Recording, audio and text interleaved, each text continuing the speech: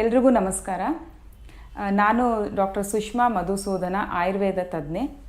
ನಾನು ಸತ್ವ ಆಯುರ್ ಕೇರ್ ಎಂಬ ಸೆಂಟ್ರ್ನಲ್ಲಿ ಪ್ರಾಕ್ಟೀಸ್ ಮಾಡ್ತಾ ಇದ್ದೀನಿ. ಇದು ಬಸವೇಶ್ವರ ನಗರನಲ್ಲಿದೆ. ಇವತ್ತು ನಾನು ಮೈಗ್ರೇನ್ ಸಮಸ್ಯೆಯ ಬಗ್ಗೆ ಕೆಲವು ವಿಷಯಗಳನ್ನ ಹಂಚ್ಕೋಬೇಕು ಅಂತ ಇದ್ದೀನಿ. ಇದು ಸರ್ವೇ ಸಾಮಾನ್ಯವಾಗಿ ಕಂಡುಬರುವಂತಹ ಸಮಸ್ಯೆ. ಇದು ಪ್ರತಿಯೊಬ್ಬರಲ್ಲೂ ಒಂದಲ್ಲ ಒಂದಿನ ಅವರು ಅನುಭವಿಸುವಂಥ ಸಮಸ್ಯೆ ಇದು. ಸಾಮಾನ್ಯವಾಗಿ 10 ಜನರಲ್ಲಿ ಒಂದು ಅಥವಾ ಒಂದಕ್ಕಿಂತ ಹೆಚ್ಚು ಜನರಲ್ಲಿ ಕಾಣಿಸುವಂಥ ಒಂದು ಸಮಸ್ಯೆ ಇದು. ಯಾಕೆ ಮೈಗ್ರೇನ್ ಬರುತ್ತೆ ಅನ್ನೋದು ಕೆಲವು ಕಾರಣಗಳಿವೆ. ಆಯುರ್ವೇದದಲ್ಲಿ ಮೈಗ್ರೇನ್ ಅಥವಾ ಅರ್ಧ ತಲೆನೋವಿಗೆ ಅರ್ಧಾವಭೇದಕ ಅಥವಾ ಸೂರ್ಯಾವರ್ತ ಅಂತ ಕರಿತೀವಿ. ಆಯುರ್ವೇದದಲ್ಲಿ ಇದಕ್ಕೆ ತುಂಬ ಪರಿಣಾಮಕಾರಿಯಾದ ಔಷಧ ಇದೆ ಮತ್ತು ಇದಕ್ಕೆ ತುಂಬಾ ಒಳ್ಳೆಯ ಟ್ರೀಟ್ಮೆಂಟ್ ಇದೆ. ಯಾವುದೇ ಸೈಡ್ ಎಫೆಕ್ಟ್ಸು ಇಲ್ಲ. ಮತ್ತು ಮೈಗ್ರೇನ್ಗೆ ಬರುವಂತಹ ಕಾರಣಗಳೇನು ಅಂತಂದರೆ, ಸುಮಾರು ಜನಕ್ಕೆ ಗ್ಯಾಸ್ಟ್ರಿಕ್ ಸಮಸ್ಯೆ ಇರುತ್ತೆ. ಗ್ಯಾಸ್ಟ್ರಿಕ್ ಸಮಸ್ಯೆಯಿಂದ ಮೈಗ್ರೇನ್ ಉಂಟಾಗುತ್ತೆ. ಮತ್ತು ಅಜೀರ್ಣ ಸಮಸ್ಯೆಯಿಂದ ಗ್ಯಾಸ್ಟ್ರಿಕ್ ಇದ್ದೇ ಇರುತ್ತೆ. ಮತ್ತು ಹೊಟ್ಟೆ ಉಬ್ಬರ, ಕೆಲವ್ರಿಗೆ ಕಾನ್ಸ್ಟಿಪೇಷನು ಅಥವಾ ಮಲಬದ್ಧತೆಯಿಂದನೂ ತಲೆನೋವು ಬರುವಂಥ ಸಾಧ್ಯತೆಗಳಿರುತ್ತೆ. ಮತ್ತು ಸ್ಟ್ರೆಸ್ಸು, ಆ್ಯಂಗ್ಸೈಟಿ ಇದು ಎಲ್ಲನೂ ಕಾರಣಗಳು. ಮತ್ತು ಹೆಣ್ಣು ಮಕ್ಕಳಲ್ಲಿ ಹಾರ್ಮೋನಲ್ ಚೇಂಜಸ್ ಆಗ್ತಾ ಇರುತ್ತೆ ಮೆನೋಪಾಸ್ ಟೈಮಲ್ಲಿ, ಅಥವಾ ಅವರೊಂದು ಲ್ಯಾಕ್ಟೇಷನ್ನು ಅಥವಾ ಹಾಲು ಕುಡಿಸ್ತಾ ಇರ್ತಾರಲ್ಲ ಸಣ್ಣ ಮಕ್ಕಳಿಗೆ, ಅಂಥ ಹೆಣ್ಣು ಮಕ್ಕಳಿಗೂ ಮೈಗ್ರೇನ್ ಸಮಸ್ಯೆ ಉಂಟಾಗುತ್ತೆ.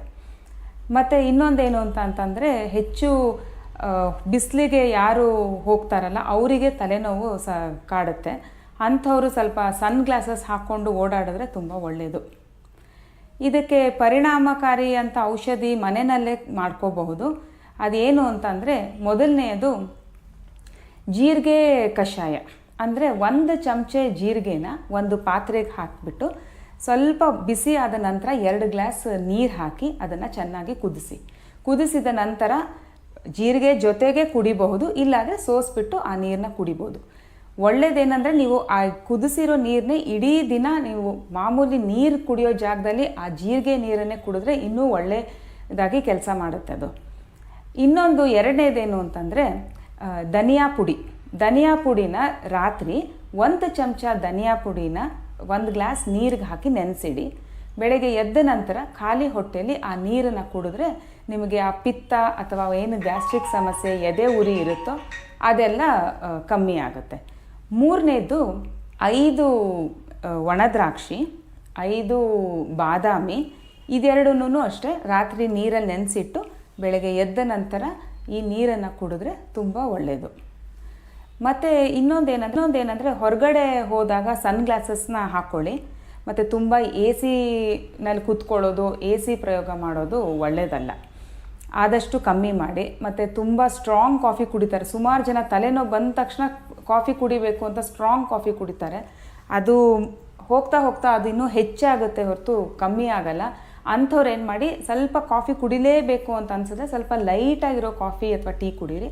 ಮತ್ತು ಒಂದೇ ಸತಿ ಕಾಫಿ ಟೀ ಸ್ಟಾಪ್ ಮಾಡೋದೂ ಒಳ್ಳೆಯದಲ್ಲ. ಬರ್ತಾ ನಿಧಾನವಾಗಿ ಗ್ರ್ಯಾಜುವಲ್ ಆಗಿ ಕಮ್ಮಿ ಮಾಡ್ತಾ ಬರಬೇಕು ಕಾಫಿ ಕುಡಿಯೋದನ್ನು. ಮತ್ತು ಇನ್ನೊಂದೇನು ಅಂತಂದರೆ, ಹಾರ್ಮೋನಲ್ ಚೇಂಜಸ್ ಇರೋದಕ್ಕೆ ಯಾಕೆ ಹಾರ್ಮೋನ್ ಚೇಂಜ್ ಆಗ್ತಾ ಇದೆ, ಅವ್ರಿಗೇನಾನ ಸಮಸ್ಯೆ ಇದೆಯಾ, PCOD ಸಮಸ್ಯೆ ಇದೆಯಾ ಅಂತ ಅದನ್ನು ಒಂದು ಸತಿ ತಜ್ಞರ ಹತ್ರ ಚೆಕ್ ಮಾಡಿಸ್ಕೊಂಡು ಅದಕ್ಕೆ ಟ್ರೀಟ್ಮೆಂಟ್ ತೊಗೊಂಡ್ರೆ ಒಳ್ಳೆಯದು. ಇಷ್ಟನ್ನು ನೀವು ಮನೆಯಲ್ಲಿ ಮಾಡಬಹುದು. ಅದಲ್ಲದೆ ನೀವು ಹೆಚ್ಚು ಬೇಕ್ರಿ ಪದಾರ್ಥಗಳು ತಿನ್ನೋದನ್ನು ಅವಾಯ್ಡ್ ಮಾಡಿ. ಮತ್ತು ಈ ಫರ್ಮೆಂಟೆಡ್ ಫುಡ್ಸು, ಈ ವಿನೆಗರು, ಸಾಸು, ಈ ಥರದ್ದೆಲ್ಲನೂ ಅವಾಯ್ಡ್ ಮಾಡಿದ್ರೆ ಒಳ್ಳೆಯದು. ಮತ್ತು ಆಲ್ಕೋಹಾಲ್ ಕನ್ಸಂಪ್ಷನು, ಮದ್ಯಪಾನ ಮಾಡೋರು ಮತ್ತು ಧೂಮಪಾನ ಮಾಡೋರು ಅವ್ರಿಗೂ ಈ ಸಮಸ್ಯೆ ಕಾಡುತ್ತೆ. ಅದನ್ನು ಸ್ವಲ್ಪ ತಡೆಗಟ್ಟಿದ್ರೆ ಒಳ್ಳೆಯದು. ಆಯುರ್ವೇದದಲ್ಲಿ ಒಳ್ಳೆಯ ಪರಿಣಾಮಕಾರಿಯಾದ ಔಷಧ ಇದೆ. ನಂಗೆ ಸುಮಾರು ದಿನದಿಂದ ಎಲ್ಲಿ ಹೋದರೂ ಕಡಿಮೆನೇ ಆಗ್ತಾಯಿಲ್ಲ ಅನ್ನೋರಿಗೆ ಆಯುರ್ವೇದಕ್ಕೆ ಬನ್ನಿ. ತುಂಬ ಒಳ್ಳೆಯ ಚಿಕಿತ್ಸೆ ಇದೆ. ಪೂರ್ತಿಯಾಗಿ ಗುಣ ಮಾಡಿಸ್ಬೋದು. ಯಾವುದೇ ಸೈಡ್ ಎಫೆಕ್ಟ್ಸ್ ಇಲ್ಲ. ಸುಮಾರು ಜನ ತಲೆನೋವು ಬಂದಾಗ ಪೇನ್ ಕಿಲ್ಲರ್ಸ್ ತೊಗೋತಾರೆ. ಆ ಪೇನ್ ಕಿಲ್ಲರ್ಗಳನ್ನ ತೊಗೋಬೇಡಿ. ಹೆಚ್ಚು ಪೇನ್ ಕಿಲ್ಲರ್ ತೊಗೊಳ್ಳೋದ್ರಿಂದನೂ ಸಮಸ್ಯೆ ಉಂಟಾಗುತ್ತೆ. ಮಲಬದ್ಧತೆ ಇದ್ದರೆ ಅದಕ್ಕೆ ಚಿಕಿತ್ಸೆ ತೊಗೊಳ್ಳಿ. ಗ್ಯಾಸ್ಟ್ರಿಕ್ ಇದ್ದರೆ ಇದು ಮೂಲ ಕಾರಣ ಮೈಗ್ರೇನ್ ಅಟ್ಯಾಕ್ಗೆ. ಆದ್ದರಿಂದ ಅದಕ್ಕೂ ಚಿಕಿತ್ಸೆ ತೊಗೊಳ್ಳಿ. ಶುರು ಆದಾಗಲೇ ನೀವು ಟ್ರೀಟ್ಮೆಂಟ್ ತೊಗೊಂಡು ಮೆಡಿಸಿನ್ಸ್ ತೊಗೊಂಡ್ರೆ ಖಂಡಿತವಾಗ್ಲೂ ಇದನ್ನು ತಡೆಗಟ್ಬೋದು. ಹೆಚ್ಚು ಶಬ್ದ ಇರೋವಂಥ ಕಡೆ ಆದಷ್ಟು ಹೋಗ್ದೇ ಸೈಲೆಂಟಾಗಿರೋ ಕಡೆನೇ ಓಡಾಡಿದ್ರೆ ತುಂಬ ಒಳ್ಳೆಯದು. ಮತ್ತು ಪ್ರಾಣಾಯಾಮ, ಮೆಡಿಟೇಷನ್ನು ಇದೆಲ್ಲ ತುಂಬ ಒಳ್ಳೆಯದು. ಇನ್ನೊಂದು ಪ್ರಾಣಾಯಾಮ ಅಂತಂದರೆ ಒಂದು ಥಂಬಿಂದ ಒಂದು ನಾಸ್ಟ್ರಿಲ್ನ ಕ್ಲೋಸ್ ಮಾಡಿ ಲೆಫ್ಟ್ ನಾಸ್ಟ್ರಿಲಿಂದ ಹೀಗೆ ಉಸಿರು ಎಳ್ಕೊಳ್ಳಿ. ಸ್ವಲ್ಪ ಹೊತ್ತು ಎಷ್ಟು ಆಗುತ್ತೋ ಅಷ್ಟು ಅದನ್ನು ಹಿಡಿದಿಟ್ಕೊಳ್ಳಿ. ಅದಾದಮೇಲೆ ಉಸಿರು ಬಿಡಿ. ನೆಕ್ಸ್ಟು ಮತ್ತು ಈ ಹೆಬ್ಬೆಟ್ಟಿಂದ ಇದನ್ನು ಕ್ಲೋಸ್ ಮಾಡಿ ಇದರಲ್ಲಿ ಉಸಿರು ಎಳ್ಕೊಳ್ಳಿ ಮತ್ತೆ ಬಿಡಿ. ಈ ಥರ ಒಂದು 5 ನಿಮಿಷ ದಿನ ಪ್ರಾಕ್ಟೀಸ್ ಮಾಡಿದ್ರೆ ನಿಮಗೆ ಒಂದು ಆಕ್ಸಿಜನ್ ಸರ್ಕ್ಯುಲೇಷನು, ಒಂದು ಫ್ರೆಶ್ ಏರ್ ಸಿಗುತ್ತೆ. ಬೆಳಗ್ಗೆ ಎದ್ದ ತಕ್ಷಣ ವಾಕಿಂಗ್ ಹೋಗೋದ್ರಿಂದನೂ ಫ್ರೆಶ್ ಏರ್ ಸಿಗುತ್ತೆ.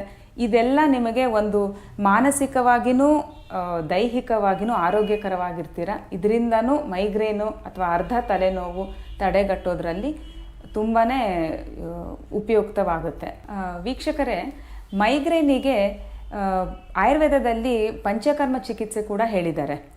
ಅದನ್ನು ನಾವು ರೋಗಿಯ ಮತ್ತು ರೋಗದ ಬಲ ನೋಡಿಕೊಂಡು ನಾವು ಪಂಚಕರ್ಮ ಚಿಕಿತ್ಸೆ ಯಾವ್ದು ಕೊಡಬೇಕು, ಎಷ್ಟು ದಿನ ಕೊಡಬೇಕು ಅನ್ನೋದನ್ನು ನಾವು ನಿರ್ಧಾರ ಮಾಡ್ತೀವಿ. ಅದ್ರ ಜೊತೆಗೆ ನಿಮಗೆ ನಿಮ್ಮ ಪ್ರಾಣಾಯಾಮ ಮಾಡೋದು ಕೂಡ ಹೇಳ್ಕೊಟ್ಟಿದ್ದೀನಿ. ಮತ್ತು ನಮ್ಮಲ್ಲಿ ಇದಕ್ಕೆ ತುಂಬಾ ಪರಿಣಾಮಕಾರಿಯಾದ ಚಿಕಿತ್ಸೆಯನ್ನು ಕೊಡ್ತಾಯಿದ್ದೀವಿ. ಆಯುರ್ವೇದದಲ್ಲಿ ಸುಮಾರು ಔಷಧಗಳಿವೆ, ಒಳ್ಳೆಯ ಔಷಧಗಳಿವೆ. ಅದ್ರ ಜೊತೆಗೆ ಪಂಚಕರ್ಮ ಚಿಕಿತ್ಸೆ ಕೂಡ ಕೊಟ್ಟರೆ ಬೇಗನೆ ಗುಣ ಆಗುತ್ತೆ. ಅವರು ಜೀವನ ಶೈಲಿನ ಹೇಗೆ ಮುಂದೆ ಒರೆಸ್ಕೊಂಡು ಹೋಗಬೇಕು, ಎಲ್ಲೆಲ್ಲಿ ಬದಲಾವಣೆಗಳನ್ನ ಮಾಡ್ಕೋಬೇಕು ಅನ್ನೋದು ಕೂಡ ನಾವು ಹೇಳ್ತೀವಿ. ಇದ್ರ ಜೊತೆಗೆ ನಮ್ಮ ಸೆಂಟರಲ್ಲಿ ಬೇರೆ ಚಿಕಿತ್ಸೆಗಳು ಕೂಡ ನಾವು ಕೊಡ್ತಿದ್ದೀವಿ. ಅದೇನೆಂದರೆ, ಒಂದು ಹೆಣ್ಣು ಮಕ್ಕಳ ಗೈನಿಕ್ ಕೇಸಸ್ ಕೂಡ ನಾವು ನೋಡ್ತೀವಿ. ಮತ್ತು ಇನ್ನೊಂದು ಅಡಿಕ್ಷನ್ನು, ಕುಡಿತ ಮತ್ತು ಧೂಮಪಾನ ಚಟ ಬಿಡಿಸೋಕ್ಕೆ ಒಳ್ಳೆಯ ಪರಿಣಾಮಕಾರಿ, ಯಾವುದೇ ಸೈಡ್ ಎಫೆಕ್ಟ್ಸ್ ಇಲ್ಲದೆ ನಾವು ಟ್ರೀಟ್ಮೆಂಟ್ನ ಕೊಡ್ತಾಯಿದ್ದೀವಿ. ಒಳ್ಳೆಯ ಔಷಧಗಳಿವೆ. ಎಂಥ ಅದು ವಯಸ್ಸಲ್ಲಿ ಏಜ್ ಆದವ್ರು ಇರಲಿ ಅಥವಾ ಚಿಕ್ಕ ವಯಸ್ಸಿನವ್ರು ಇದ್ದರೂ ಕೂಡ ಒಳ್ಳೆಯ ಪರಿಣಾಮಕಾರಿ ಔಷಧವನ್ನು ನೀಡ್ತೇವೆ. ಅದಲ್ಲದೆ ನಾವು ಸೈನಸೈಟಿಸ್ಸು ಮತ್ತು ಪೈಲ್ಸು ಇದಕ್ಕೆಲ್ಲನೂ ಚಿಕಿತ್ಸೆನ ಕೊಡ್ತಾಯಿದ್ದೀವಿ. ಇದ್ರ ಜೊತೆಗೆ ನೀವು ನನ್ನನ್ನು ಭೇಟಿ ಮಾಡಬೇಕು ಅಂತಂದರೆ ಇಲ್ಲಿಗೆ ಬಂದು ಕೂಡ ಭೇಟಿ ಮಾಡ್ಬೋದು, ಇಲ್ಲ ಆನ್ಲೈನ್ ಕನ್ಸಲ್ಟೇಷನ್ ಕೂಡ ಮಾಡ್ಬೋದು. ನಾವು ಬೇಕಾದರೆ ನಿಮಗೆ ಮೆಡಿಸಿನ್ಸ್ ಕೂಡ ನಿಮ್ಮ ಮನೆಗೇ ತಲುಪಿಸುವಂಥ ಒಂದು ವ್ಯವಸ್ಥೆ ಕೂಡ ಇಲ್ಲಿ ಇದೆ. ನನ್ನ ಮುಂದಿನ ವಿಡಿಯೋಗಳಲ್ಲಿ ಮತ್ತೆ ಹೆಚ್ಚು ಬೇರೆ ಕಾಯಿಲೆಗಳ ಬಗ್ಗೆ ನಾನು ನಿಮಗೆ ತಿಳಿಸ್ಕೊಡ್ತೀನಿ. ವಿಡಿಯೋಗಳನ್ನ ನೋಡ್ತಾ ಇರಿ. ಧನ್ಯವಾದಗಳು.